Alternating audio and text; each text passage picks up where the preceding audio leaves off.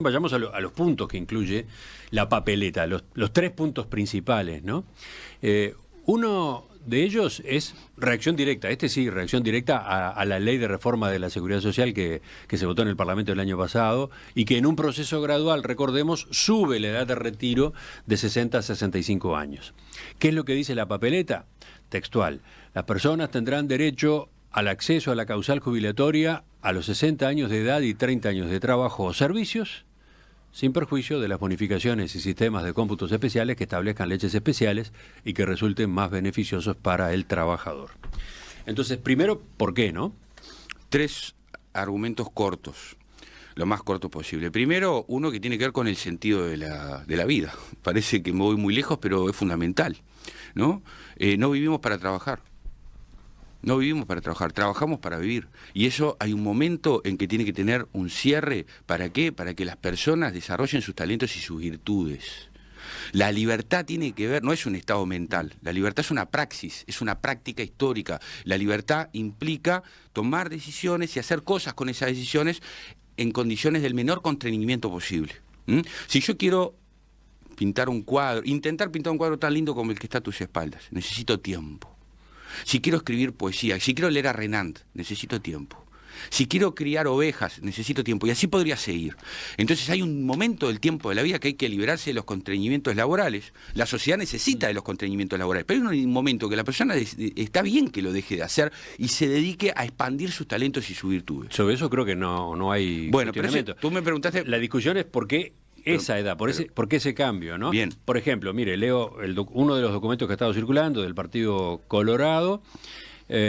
Impulsan a establecer como edad jubilatoria mínima a los 60 años, establecida hace casi 100 años por una ley de 1925, cuando la expectativa de vida era de 50 y pocos años. Eso se lo consagra para siempre en una norma rígida como es la Constitución de la República, cuando la expectativa de vida está por encima de los 80. Hay una falacia. No está bueno discutir con falacias. Falacias engañan el pensamiento, aunque no sea el propósito de quien la enuncia. La Constitución no está escrita en piedra. La Constitución está escrita en base a la democracia. La Constitución puede ser cambiada total y parcialmente, sí. ¿Cómo? A través del artículo 331 de la propia Constitución. ¿De qué manera? Con el ejercicio de la soberanía, de la autodeterminación de los pueblos. ¿Cómo? Votando. Quien diga que la Constitución está escrita en piedra, le está mintiendo a la gente. La Constitución lo que requiere para ser modificada es de la aprobación voluntaria, consciente y libre de las mayorías sociales. Nada más que de eso. No es fácil. Esa es otra discusión. Ustedes mismos saben ahora que no es fácil esa reforma. Emiliano, esa es otra discusión. ¿Está escrita en piedra? No. Que la dinámica para instituir cambios constitucionales sea una dinámica que exija más masa crítica es otra cosa. Perdón. Y agrega después: a todas las luces va contra la racionalidad de no querer reconocer lo que el mundo entero ha reconocido en sus legislaciones. Yo le preguntaría a los autores, ¿no?, de este texto si conocen cuál es la expectativa de vida por quintil de ingreso.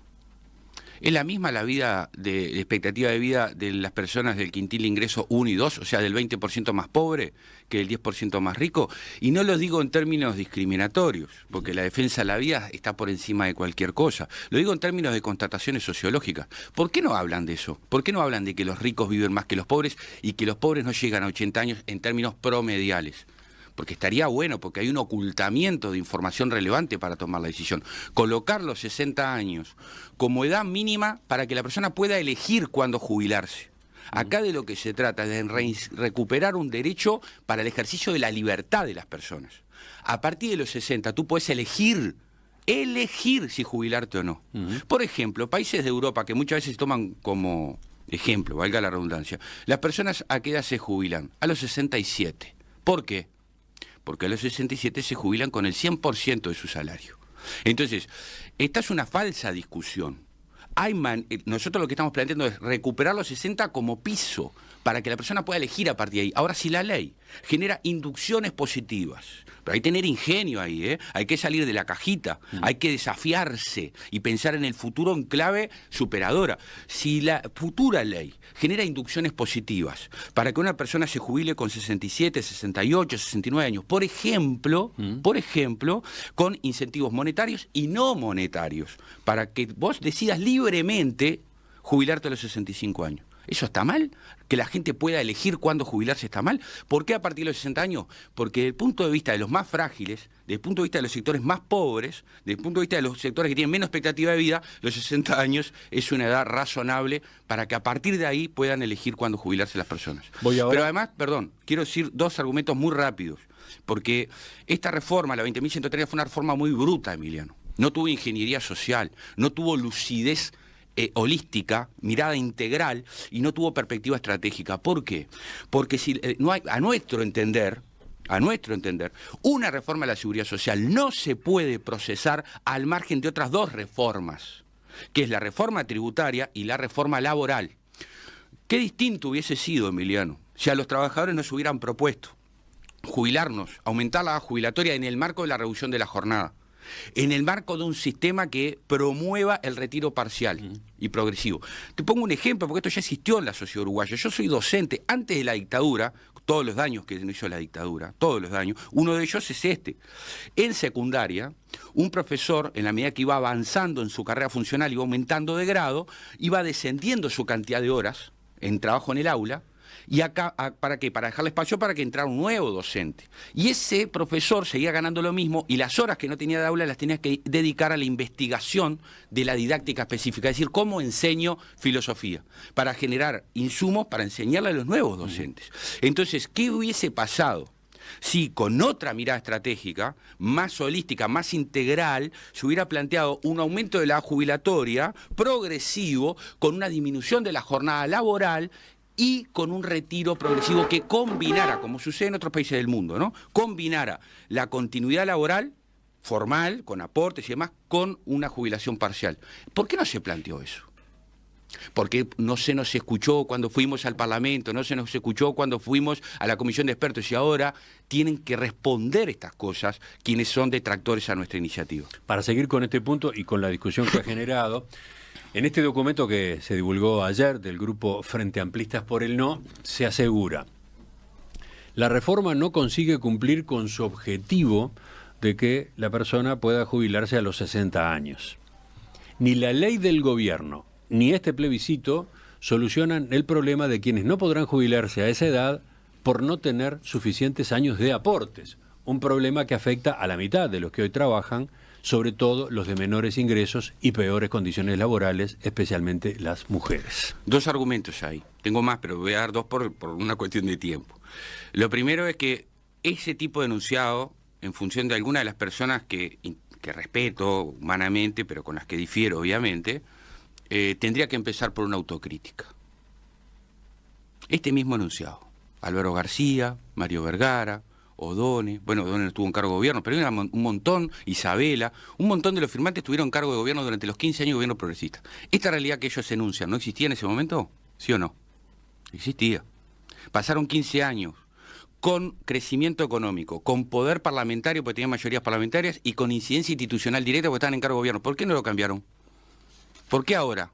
Porque ahora se acuerdan de algo que podían haber cambiado durante 15 años y no lo hicieron. Entonces la autocrítica primero.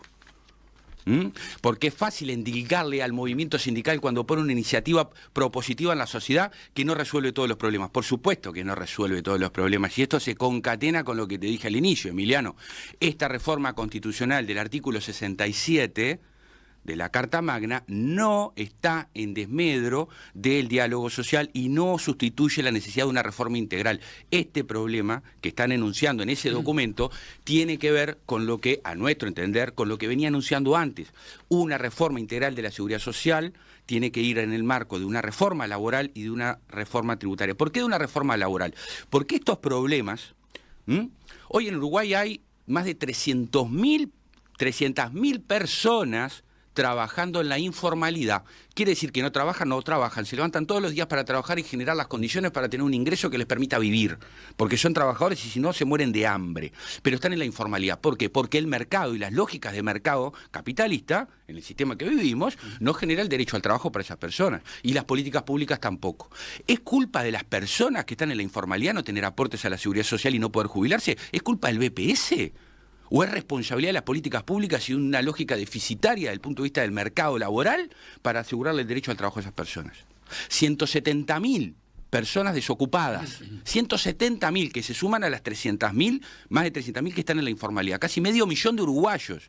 Y sobre eso, el informe de los economistas progresistas no habla. Le echa la culpa al movimiento sindical, es fácil echarle la culpa al movimiento sindical. Lo que ustedes dicen es que este es efectivamente un problema, pero que habrá que resolverlo junto con la aprobación de la reforma constitucional por la vía de la ley, una reforma integral del sistema. Acompañada de una reforma laboral y de una reforma tributaria. Para cerrar este tema, para cerrar este capítulo, este punto de la papeleta, voy a otro de los argumentos que se ha planteado, que es el impacto que tiene en otras cajas, en otros procesos que están en juego. Voy acá de vuelta al documento del Partido Colorado firmado por Isaac Alfía y Conrado Rodríguez. El numeral 5 de la reforma propuesta hace responsable al Estado de los desequilibrios de las cajas paraestatales, bancaria, notarial y profesional. Ahora bien, las cajas bancaria y notarial en sus reformas establecieron en 65 años la edad de retiro, por lo que estas reformas también caerían de aprobarse la propuesta. ¿Qué responde a propósito de este inconveniente, que es bastante delicado? Vaya si dio trabajo elaborar esas salidas alternativas para esas cajas, está el Estado de por medio, está la renta general, es la plata de todos nosotros en juego. Sí, ni que hablar. 2 comentarios y no voy a eludir la respuesta porque no soy una persona que eluda respuesta. Pero me llama la atención que en ese documento del Partido Colorado no hagan referencia a los costos enormes, multimillonarios, que implica el artículo 259 de la Ley 20.130 que aprobó e impulsó el Partido Colorado. ¿Por qué no hablan de cuánto le va a salir al conjunto de la ciudadanía el artículo 259? ¿Sabes en qué consiste el artículo 259, Emiliano? El gobierno, el erario público, el Ministerio de Economía, a través de los impuestos que nos cobra a todos los trabajadores y a todos los ciudadanos, va a financiarle a las cajas paraestatales el aporte que obligatoriamente, ¿no? A partir de la aprobación de la Ley 20.130, todos los trabajadores de caja profesional y bancaria tienen que hacer a la SAFAP. Entonces, en vez de ir un 15% del ahorro jubilatorio a la caja paraestatal, va a ir un 10%. ¿El otro 5% para dónde va? Para la FAP. Entonces la caja paraestatal se financia, aún más. ¿Y entonces quién le va a poner ese 5% que no va más porque va a ir a la FAP? El gobierno. ¿Sabes cuánto sale eso? 5.000 millones de dólares. ¿No tiene impacto fiscal eso? ¿Por qué no se habla de eso en el documento de Isaac Alfí? Que me gustaría que nos respondieran, que le dijeran a la gente, miren que esto va a salir 5.000 millones de dólares, y con esto nos va a complicar erradicar la pobreza infantil, porque parece que ese es un argumento que es falso, hay una falacia ahí, la voy a explicar después, pero en este documento no se hace referencia a eso. Con respecto al tema, ahora sí, las leyes están al servicio de la evolución social y de las necesidades históricas e institucionales de un país.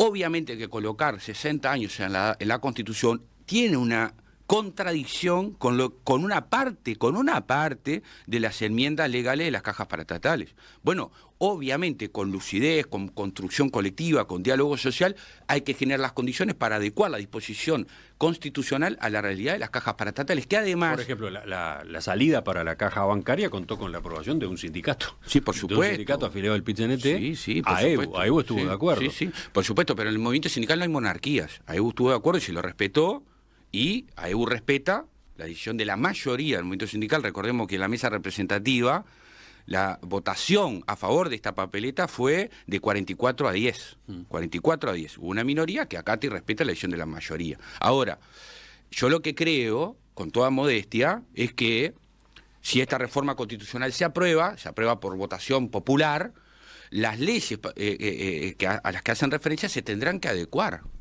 Se tendrán que adecuar con ingeniería social e institucional sofisticada para que esas cajas se adecúen a los preceptos constitucionales, porque yo insisto con esto, habrá que remar. Por supuesto. Habrá que remar desde el punto de vista intelectual, recursos, y de recursos. Sí, recursos. Pero a ver, que ahora vamos a ir a la parte de los recursos también, no estamos ante un callejón sin salida. El único callejón sin salida es la muerte. No estamos ante un callejón sin salida, ni estamos atados de mano. Hacerle creer eso a la gente es limitar los horizontes de expectativa y limitar la voluntad democrática de las personas de autoinstituir el funcionamiento social. Y eso es muy grave, ¿eh? Eso es muy grave, porque la democracia no es plutocracia. La democracia no es aristocracia. La democracia es el poder del pueblo y se ejerce democráticamente a través de la participación directa, no de los que saben o de los que dicen que saben más que los demás.